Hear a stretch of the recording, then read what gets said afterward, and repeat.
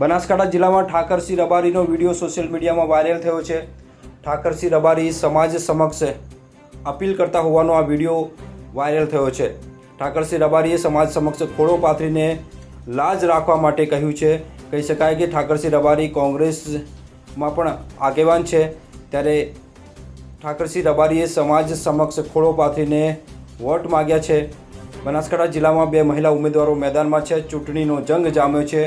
એક પછી એક બનાસકાંઠા જિલ્લામાં વિડીયો વાયરલ થઈ રહ્યા છે, ત્યારે વધુ એક વિડીયો ઠાકરસિંહ રબારીના નિવેદનનો સામે આવ્યો છે। ડીસા માતાજીના રમેલ કાર્યક્રમમાં ઉપસ્થિત રહ્યા હતા, તે દરમિયાન ઠાકરસિંહ રબારીએ સમાજ સમક્ષ જીત અપાવવા માટે સમાજને અપીલ કરી હતી। ઠાકરસિંહ રબારીએ કહ્યું કે આ બનાસકાંઠાના સાંસદ બનવા માટેની ચૂંટણી નથી, તે સિવાય આ ચૂંટણી ઘણું જ મહત્ત્વ રાખે છે। ઠાકરસિંહ રબારીએ નિવેદન કરતા સમાજ સમક્ષ ખોળો પાથરીને વોટ આપવા માટેની પણ અપીલ કરી હતી।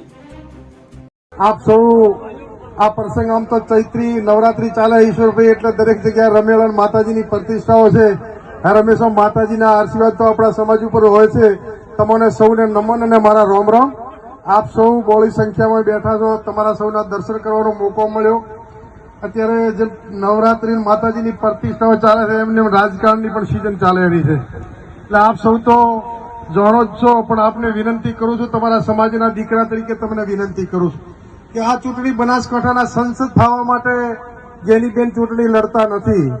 આ બનાસકાંઠાની અસ્મિતા માટેની ચૂંટણી છે। ખાસ તો અહીં વિશેષ માલધારી સમાજ આપણે હાજર છે, તમને કહેવા આવ્યો છું કે ઘણી બધી બદલા લેવાની આ ચૂંટણી છે। આ વર્ષો પછી ડીસાનો સંઘ કોણે પડાવી લીધો એને જવાબ આપવાની આ ચૂંટણી।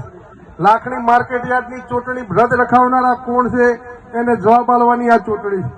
તમને એક દાખલો આલું, ધાનેરાનો મફતલાલ પુરોહિત ધારાસભ્ય હતા, અને મફતલાલને દબાવવા માટે શું કરવું પડે, વસંતભાઈને લાયા। અત્યારે મફતલાલ ને વસંતભાઈ એકેય મેદાનમાં નથી, એટલે બહારના જિલ્લાના માણસે સીધે સીધા કોઈની સામે લડતા નથી।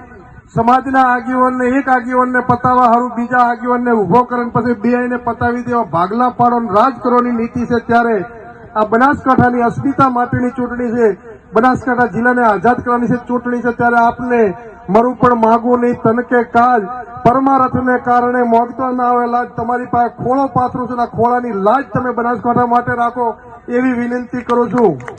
અને વિશેષ વિનંતી મારા યુવાનોને કહું છું કે આખા વિસ્તારમાં 1 મહિનાથી ડીસા તાલુકાના ગામડે ગામડે ફરું છું। તમારા ધારાસભ્ય એમ કહેતા હતા કે 1 લાખની લીડ મળે, એવું તો હું નથી કહેતો, પણ માતાજી ભગવતીના આશીર્વાદ રહેશે તો ડીસા તાલુકામાં કોંગ્રેસ પાર્ટીને 10 થી 20 હજારની લીડ મળવાની છે। ડંકાની ચોટ ઉપર ડીસા તાલુકો લીડ આપવાનો છે। ત્યારે આપ સૌ ખભે ખભો મિલાવી અને ડીસા વિધાનસભામાંથી સૌથી વધુ વોટ મળે અને લીડ મળે